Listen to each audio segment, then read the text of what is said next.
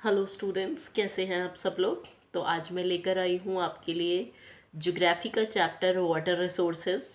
जैसा कि हम लोग सब जानते हैं कि हमारे लिए जितना ऑक्सीजन ज़रूरी है, जितना एयर ज़रूरी है, उतना ही ज़रूरी जितना फूड ज़रूरी है, उतना ही ज़रूरी हमारे जीवन के लिए वाटर है। ऐसे बहुत सारे काम होते हैं जिन्हें हम वाटर के बिना करने की सोच भी नहीं सकते। और वाटर जो है हमारी डेली लाइफ में कितना यूज़फुल माना जाता है, उसके बिना हम अपनी लाइफ को इमेजिन भी नहीं कर सकते हैं। तो आइए आज हम चलते हैं चैप्टर वाटर रिसोर्स की तरफ, जो कि है फ्रॉम ज्योग्राफी। और जो भी कंटेंट मैं आज आपको पढ़ाऊँगी, जो भी नोट्स में से मैं आपको चीज़ें बताऊँगी, वो सब कुछ एनसीईआरटी का ही कंटेंट है। तो मुझे बहुत ध्यान से सुनिए, जिससे आपको ये चैप्टर बहुत अच्छे से समझ में आ सके। तो देखिए, सबसे पहले हम चलते हैं वाटर स्कैरसिटी की तरफ कि वाटर स्कैरसिटी होती क्या है। देखिए, पानी की शॉर्टेज या फिर पानी की अनअवेलेबिलिटी। अगर पानी की शॉर्टेज है, पानी की अनअवेलेबिलिटी है, तो इसका मतलब वो वाटर स्कैरसिटी है। तो आप ये बता सकते हैं कि अगर पानी की शॉर्टेज होती है या पानी अनअवेलेबल है, किसी जगह पर अवेलेबल नहीं है, तो वो वाटर स्कैरसिटी माना जाता है। उसके बाद हम बात करते हैं what are the causes of water scarcity. अब पानी की कमी हो जाती है या फिर पानी की अनअवेलेबिलिटी हो जाती है, तो वो किन कारणों से होती है, उनके पीछे क्या क्या कारण है। सबसे पहला कारण जो है कॉजेज ऑफ वाटर स्कैरसिटी, जो कि हम बात कर रहे हैं, वो है वाटर पोल्यूशन। पानी का पोल्यूशन। पानी को इतना ज़्यादा गंदा कर दिया जाता है कि जिस वजह से वो पानी जो है वो अनफिट हो जाता है ड्रिंकिंग पर्पस के लिए। या फिर जो इंडस्ट्रियल हमारा वेस्ट होता है, इंडस्ट्रीज़ में से जितना भी रेसिड्यू इंडस्ट्रियल वेस्ट निकलता है, वो सारा जो नियर बाय वाटर बॉडीज़ होती हैं उनमें डंप कर दिया जाता है, जिस वजह से भी वाटर पोल्यूशन होता है। और उसके बाद वो पानी किसी भी तरीके से पीने के लिए फिट नहीं रहता है। उसके अलावा दूसरा है over use of water. Over use of water मतलब होता है ज़रूरत से ज़्यादा पानी को काम में लेना। देखिए, अगर अपने पास कोई रिसोर्स अवेलेबल है तो हमको उस रिसोर्स को जुडिशियसली या फिर जितनी हमारी ज़रूरत हो उतना ही काम में लेना चाहिए। लेकिन अगर हम किसी भी रिसोर्स को ज़रूरत से ज़्यादा यूज़ करेंगे, तो एक समय ऐसा आएगा जब वो पूरा रिसोर्स डिप्लीट हो जाएगा। यही प्रॉब्लम वाटर के साथ है कि पानी को ओवर यूज़ किया जाता है, जिस वजह से बहुत सारी प्रॉब्लम्स होती हैं। उसके अलावा वाटर वेस्टेज, पानी को वेस्ट करना। इट मीन्स आप ये कह सकते हैं कि हमने बाथरूम में टैप को खुला छोड़ दिया, या फिर ज़रूरत से ज़्यादा पानी को हम वेस्ट कर रहे हैं। नहाया हम एक दो बाल्टी से भी जाया जा सकता है, लेकिन हम उसके लिए शावर चला रहे हैं, बहुत देर तक पाइप से नहा रहे हैं। तो ये सब चीज़ें जो हैं ये वेस्टेज ऑफ वाटर में आता है। उसके अलावा ड्रॉट, पानी ना होना या फिर किसी भी जगह पे अकाल पड़ना, ये भी एक पानी की स्केर्सिटी का बहुत बड़ा कॉज हो सकता है। जैसे कि अगर मैं वेस्टर्न राजस्थान की बात करूं, तो वेस्टर्न राजस्थान में सबसे ज़्यादा प्रॉब्लम जो होती है वो ड्रॉट की देखने को मिलती है। मतलब आज भी ऐसे कुछ गांव हैं राजस्थान की तरफ जहां पर सबसे बड़ी प्रॉब्लम सिर्फ इसी बात की है कि वहां पर जो आप कह सकते हैं लोकल कैचमेंट एरियाज़ हैं, या फिर वहाँ पर जितने भी आप ये कह सकते हैं टैंक्स हैं, लोगों के घर में जो भी पानी को रखने का सामान है, पानी को कैप्चर करने का सामान है, वो प्रॉपर तरीके से भर ही नहीं पाता है, क्योंकि उन इलाकों में बहुत महीनों से बारिश हो ही नहीं रही है। और अगर किसी भी जगह पे ड्रॉट होगा तो अल्टीमेटली लोगों को अलग अलग डिजीज़ भी होंगे। और उसके अलावा इसका सबसे बड़ा असर फार्मिंग पे पड़ेगा, जो ये भी देखने को मिलता है ड्रॉट की सिचुएशन में। उसके अलावा हम बात कर सकते हैं destruction of water catchment area. देखिए, बहुत मेहनत से बावड़ी वगैरह बनाई जाती है, बहुत मेहनत से स्टेप वेल्स जिन्हें हम कहते हैं बावड़ी, वो बनाई जाती है। बहुत मेहनत से टैंक्स बनाए जाते हैं, ट्यूब वेल्स बनाए जाते हैं, वेल्स बनाए जाते हैं। इन सबको इसीलिए बनाया जाता है जिससे बारिश का पानी या फिर वाटर को हम उसमें स्टोर करके रख सकें, जिससे हम उस पानी को समय समय पर यूज़ कर सकें। लेकिन प्रॉब्लम क्या होती है, सबसे बड़ी प्रॉब्लम ये हो जाती है कि हम लोकल कैचमेंट एरियाज़ जो होते हैं उन्हें ही डिस्ट्रक्ट कर देते हैं, उनकी ही तोड़ाफोड़ी हो जाती है। तो जब वो चीज़ें ही नहीं बचेंगी जो हमने पानी के स्टोरेज के लिए बनाई हैं, तो अल्टीमेटली पानी की कमी होगी। तो ये है कॉजेज़ ऑफ वाटर स्कैरसिटी, जिसमें वाटर पॉल्यूशन आता है, ओवर यूज़ ऑफ वाटर आता है, वेस्टेज ऑफ वाटर आता है, destruction of local catchment area आता है और ड्रॉट आता है। तो आप लोग क्या कर सकते हैं, आप हेडिंग को याद रखें और उसके बाद अपने अकॉर्डिंग आप कंटेंट को अंदर लिख सकते हैं। उसके बाद हम बात करते हैं why there is a need for water conservation. पानी के कंजर्वेशन की नीड क्यों है, क्यों पानी को बचाना चाहिए। उसके लिए सबसे पहली चीज़ है to safeguard ourselves from health hazard. पानी को बचाना इसलिए ज़रूरी है क्योंकि पानी ना होने की वजह से भी या पानी की अनअवेलेबिलिटी होने की वजह से भी हमें बहुत सारी डिजीज़ का सामना करना पड़ सकता है। तो सबसे पहली चीज़ तो पानी को इसलिए बचाना ज़रूरी है जिससे हेल्थ हज़ार्ड से बचा जा सके। दूसरी चीज़ फूड सिक्योरिटी के लिए, हमको अगर फूड सिक्योरिटी चाहिए तो हमारे जितने भी अनाज जो भी कुछ उगता है वो बिना पानी के उगना इम्पॉसिबल है। तो इसीलिए फूड सिक्योरिटी को इंश्योर करने के लिए पानी को बचाना बहुत ज़रूरी है। Apart from this continuation of our livelihood, ऐसे बहुत सारे लोग हैं और हमारी खुद का जीवन, जिनका जीवन टोटली पानी पे डिपेंड है। ऑफ कोर्स आज हम चाहे एक वक्त दो वक्त खाना नहीं खाएं वो चल जाएगा, लेकिन बिना पानी के सरवाइव करना बहुत मुश्किल हो जाता है, डिहाइड्रेटेड होने लग जाती है बॉडी। तो इस वजह से ये कहा जाता है कि अपने लाइवलीहुड को चलाने के लिए, हम सबको ही अपना जीवन चलाने के लिए पानी की ज़रूरत है। To prevent degradation of our natural ecosystem. और देखिए पानी ख़त्म हो जाएगा, पानी की स्कैरसिटी हो जाएगी, पानी की शॉर्टेज हो जाएगी, तो अल्टीमेटली हमारा जो नेचुरल इकोसिस्टम है वो भी गड़बड़ा जाएगा, वो भी इम्बैलेंस हो जाएगा। तो नेचुरल इकोसिस्टम को बनाए रखने के लिए पानी की प्रेजेंस होना बहुत ज़रूरी है। तो इसलिए भी पानी को बचाना बहुत ज़रूरी है।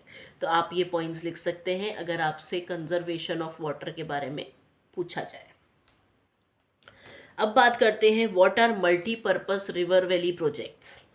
देखिए डैम्स जो होते हैं उन्हें मल्टीपर्पस रिवर वैली प्रोजेक्ट्स कहा जाता है, क्योंकि ये मल्टीपर्पस के लिए डिज़ाइन किए जाते हैं। मतलब जब कोई बांध बनता है, जब कोई डैम बनता है, तो सिर्फ वो एक पर्पस को सॉल्व करने के लिए नहीं बनाया जाता है। एक बांध, एक डैम जो होता है वो बनाया जाता है मल्टीपर्पस सर्व करने के लिए। तो इसीलिए डैम्स को मल्टीपर्पस रिवर वैली प्रोजेक्ट्स भी कहा जाता है। और जवाहरलाल नेहरू जो थे उन्होंने तो डैम्स को टेम्पल्स ऑफ मॉडर्न इंडिया भी कहा था, क्योंकि हम लोग टेम्पल्स जाते हैं भगवान से प्रार्थना करने, अपनी इच्छाएं पूरी करने, और उसी तरीके से डैम्स जो हैं वो आज मॉडर्न वर्ल्ड के क्या हैं, टेम्पल्स हैं, जिनसे हमारी सारी इच्छाएं, सारी ज़रूरतें पूरी होती हैं। तो अब चलते हैं, देखिए डैम्स जो हैं उन्हें मल्टीपर्पस रिवर वैली प्रोजेक्ट्स कहा जाता है क्योंकि ये मल्टीपर्पस के लिए ही बनाए जाते हैं, इन्हें इस्टेब्लिश किया जाता है, बिल्ड किया जाता है। वो मल्टीपर्पस कौन कौन से हैं? सबसे पहले इरिगेशन, खेतों में पानी देने के लिए डैम्स का पानी बहुत ज़रूरी है। दूसरा हाइड्रो इलेक्ट्रिसिटी जनरेशन, पानी से बिजली का भी उत्पादन होता है, पानी से बिजली भी बनाई जाती है। उसके अलावा supply water for industrial and domestic purpose, of course घरों में भी पानी की सप्लाई आती है डैम से, और इंडस्ट्रीज़ में भी डैम का पानी को यूज़ किया जाता है।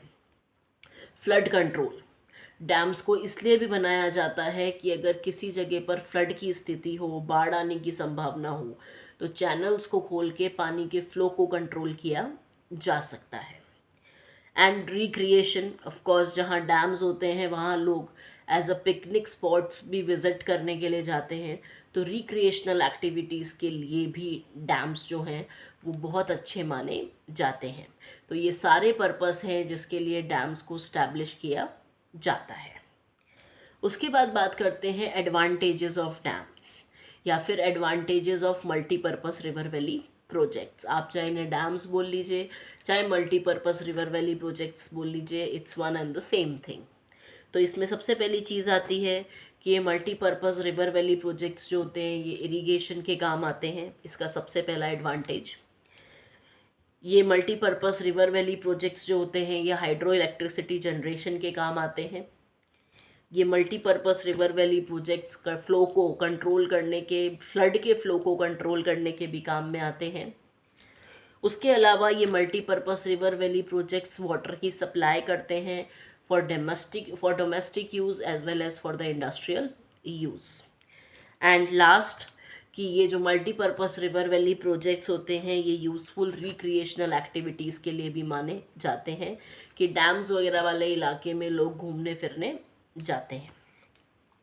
उसके बाद हम बात करते हैं disadvantages of multipurpose river valley projects. देखिए, किसी चीज़ के अगर कुछ फ़ायदे हैं तो किसी चीज़ के कोई ना कोई नुकसान ज़रूर होते हैं।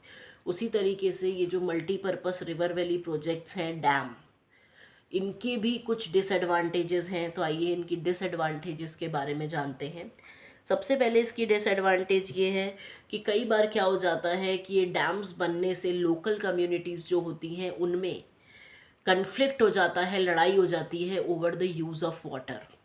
देखिए, पहले एक बहुत बड़ी नदी थी, उस नदी का पानी आसपास की हर लोकल कम्युनिटी जो थी वो यूज़ कर रही थी।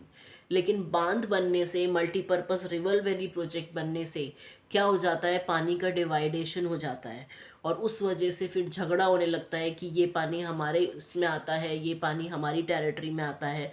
तो कई बार कम्युनिटीज़ जो होती हैं नियर बाय उनमें लड़ाई झगड़ा हो जाता है over the use of water. ये सबसे पहली डिसएडवांटेज है मल्टीपर्पस रिवर वैली प्रोजेक्ट्स की। दूसरा है dams make it difficult for aquatic fauna to migrate. देखिए, जब डैम्स बन जाते हैं तो उसका बहुत बड़ा असर एक्वाटिक लाइफ पे भी पड़ता है। वो लाइफ जो वाटर के अंदर है, तो वो जो एक्वाटिक फोना होते हैं, फिशेस होती हैं अलग अलग, उसके अलावा और भी जो पानी में रहने वाले जीव जंतु होते हैं, उन्हें माइग्रेट करने में, एक जगह से दूसरी जगह जाने में प्रॉब्लम हो जाती है क्योंकि एक बहुत बड़ी दीवार पानी के बीच में खड़ी हो जाती है। ये एक और डिसएडवांटेज है। उसके अलावा कई बार डैम्स जो होते हैं वो अनसक्सेसफुल प्रूव होते हैं in controlling the flow of water as a result dam gates collapsed. कई बार डैम्स का कंस्ट्रक्शन बहुत मजबूत नहीं होता है तो वो फ्लड के कंट्रोल को, फ्लड का जो फ्लो है उसे भी कंट्रोल नहीं कर पाते हैं और कई बार इतनी एक्सट्रीम स्थिति पैदा हो जाती है कि पूरा का पूरा बांध ही कोलैप्स हो जाता है, पूरा का पूरा बांध ही गिर जाता है। तो ये भी एक डिसएडवांटेज है डैम्स की। तो अगर आपसे डिसएडवांटेज की पूछा जाए तो आप ये पॉइंट्स लिख सकते हैं। उसके बाद बात करते हैं रेन वाटर हार्वेस्टिंग की। देखिए, रेन वाटर हार्वेस्टिंग मतलब क्या होता है, स्टोर करना या कैप्चर करना बारिश के पानी को फॉर फ्यूचर यूज़, इसे कहा जाता है रेन वाटर हार्वेस्टिंग। अगर आप बारिश के पानी को कहीं स्टोर कर रहे हो या फिर आप बारिश के पानी को कहीं कैप्चर कर रहे हो फॉर द फ्यूचर यूज़, जिससे आप उस पानी को भविष्य में काम में ले सको, तो उसे रेन वाटर हार्वेस्टिंग कहा जाता है। अब बात करते हैं रेन वाटर हार्वेस्टिंग की टेक्निक्स की कि किस किस तरीके से रेन वाटर को हार्वेस्ट किया जाता है। जिसमें सबसे पहले आता है कि rain water can be harvested bye storing water in tanks. देखिए, रेन वाटर को बचाया जा सकता है, स्टोर किया जा सकता है अगर हम रेन वाटर को टैंक्स में कैप्चर या स्टोर कर लें। दूसरी चीज़, हम रेन वाटर को हार्वेस्ट कर सकते हैं by diverting water into the pipes, कि हम पाइप्स के ज़रिए बारिश के पानी को नीचे ले आएँ, अपनी छतों पे पाइप को इंस्टॉल करके, और जब बारिश आए तो बारिश के पानी को इन पाइप्स के थ्रू हम नीचे ला सकते हैं और पानी को स्टोर कर सकते हैं। उसी तरीके से हम लोग रेन वाटर को हार्वेस्ट कर सकते हैं bye collecting the water on roof top, छतों पे पानी को इकट्ठा कर लें तो भी रेन वाटर को हार्वेस्ट किया जा सकता है।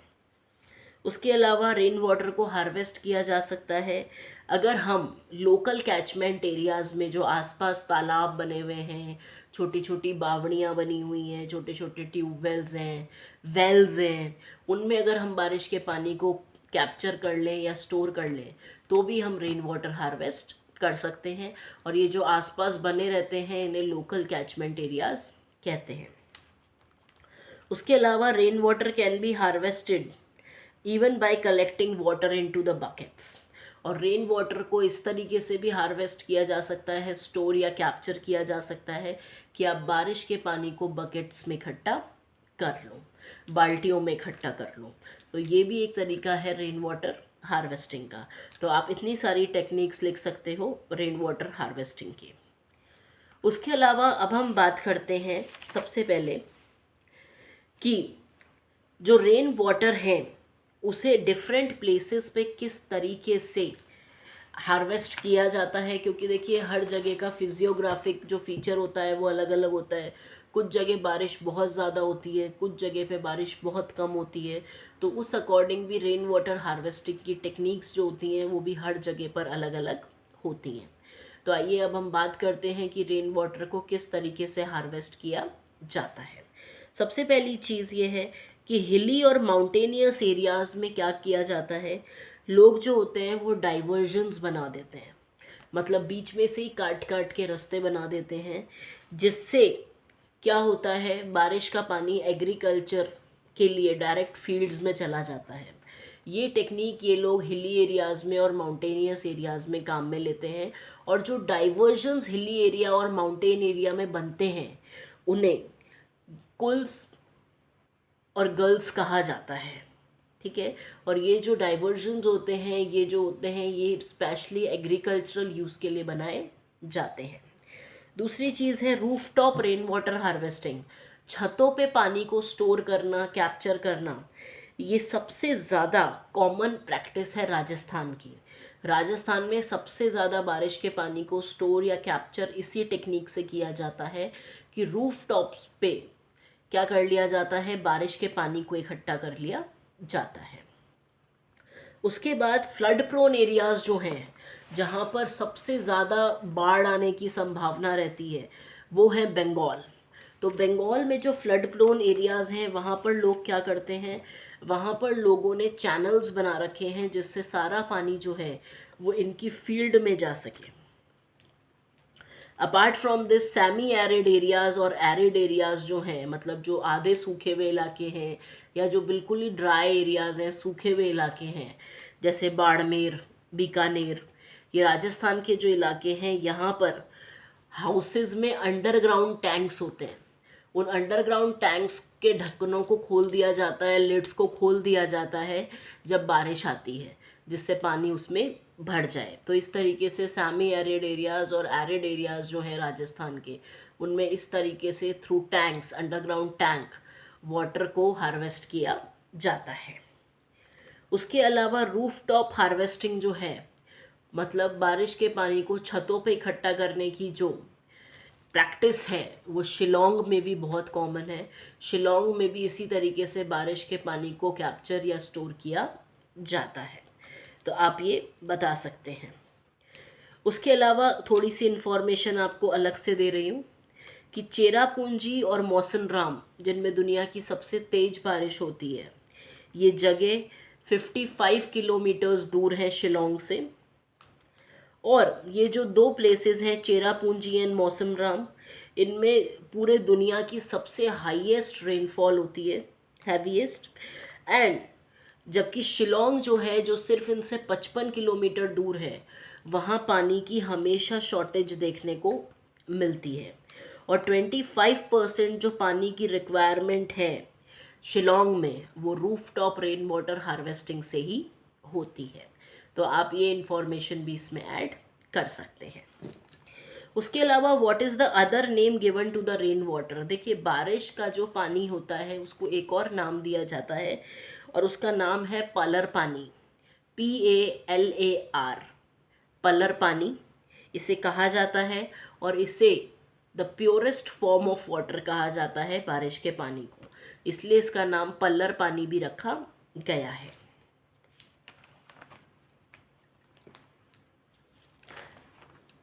अब हम बात करते हैं कुछ हाइड्रोलिक स्ट्रक्चर्स की। वो स्ट्रक्चर्स जो एंशियंट टाइम में बनाए गए थे जिससे पानी को प्रिजर्व किया जा सके, और आज भी ये जो जगह हैं ये आर्कियोलॉजिकल साइट्स बन चुकी हैं जिन्हें आज भी इतिहासकार या आर्कियोलॉजिस्ट जो होते हैं वो एक्सप्लोर करने पहुंचते हैं। ये मतलब पुराने ज़माने में बनी हुई चीज़ें हैं जिनमें पानी को स्टोर करने की फैसिलिटीज़ दी जाती थी। तो आइए हाइड्रोलिक स्ट्रक्चर्स की बात करते हैं ऑफ एंशियंट टाइम, जिसमें सबसे पहले आता है श्रृंगावेरापुरा है एक जगह, श्रृंगावेरापुरा, जो इलाहाबाद के पास पड़ती है, और यहाँ पर रेन वाटर हार्वेस्टिंग सिस्टम बना रखा है। This was constructed to protect river Ganga from flood situation, और इस हाइड्रोलिक स्ट्रक्चर को सिर्फ इसलिए बनाया गया था जिससे रिवर गंगा को फ्लड सिचुएशन से बचाया जा सके। क्योंकि हम हिस्ट्री की बात कर रहे हैं तो आप पुराने नामों का ही यूज़ करेंगे। उसके बाद during the time of Chandragupta Maurya, dams, lakes and irrigation system were built on a large scale.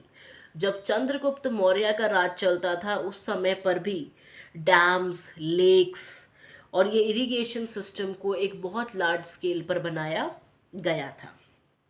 Apart from this कुछ एविडेंसेस, कुछ सबूत इरिगेशन सिस्टम के वो कलिंग में भी देखने को मिल सकते हैं जो जगह है उड़ीसा में, वो कोल्हापुर में भी देखने को मिलते हैं जो जगह है महाराष्ट्र में। तो इस तरह के एविडेंसेस इन जगहों पर भी देखने को मिलते हैं कि पहले के समय में इरिगेशन सिस्टम कैसा था। In 11th century Bhopal lake, Bhopal जो लेक है is one of the artificial lake of that time. और अगर 11th सेंचुरी की बात करूं तो भोपाल लेक जो थी वो उस समय की सबसे ज़्यादा एक आप बता सकते हैं बहुत पॉपुलर आर्टिफिशियल लेक थी, जिसे बनाया ही इसलिए गया था जिससे पानी को कैप्चर किया जा सके या पानी को स्टोर किया जा सके। उसके अलावा a tank was constructed by Iltutmish in Hauz Khas Delhi for supplying water to Siri fort area. उसके अलावा एक टैंक इल्टमिश ने बनवाया था दिल्ली में, और वो जगह जो थी वो थी हौज खास। और ये इसलिए बनाया गया था, ये टैंक इल्टमिश ने इसलिए बनवाया था जिससे पानी को सीरी फोर्ट एरिया तक सप्लाई किया जा सके। तो इस तरीके से ये जो एंशियंट हाइड्रोलिक स्ट्रक्चर्स हैं ये बनाए गए थे जो आज की फेमस आर्कियोलॉजिकल साइट्स भी बन चुके हैं।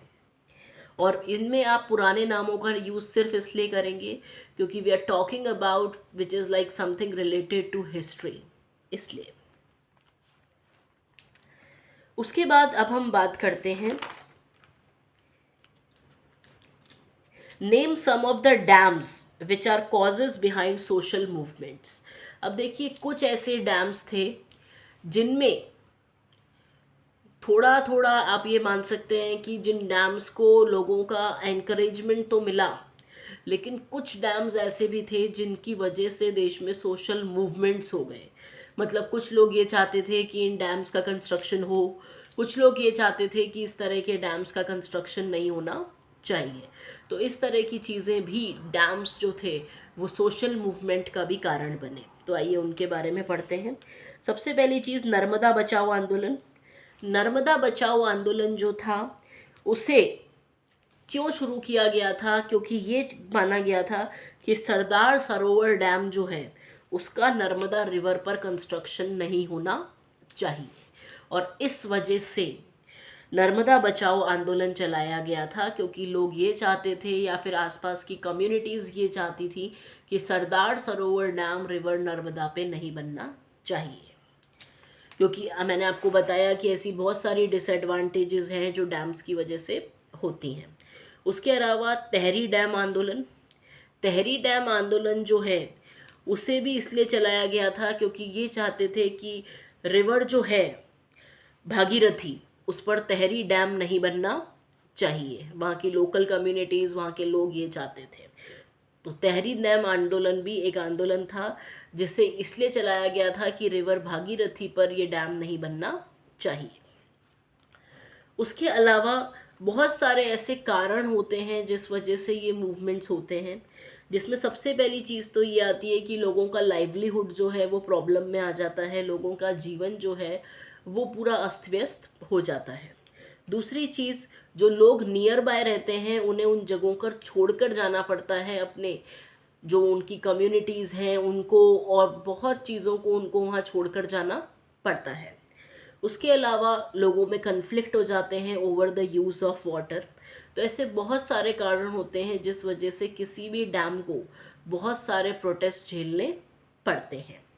अब हम बात करते हैं कुछ डैम्स की, और ये हमारे भारत के फेमस डैम्स हैं।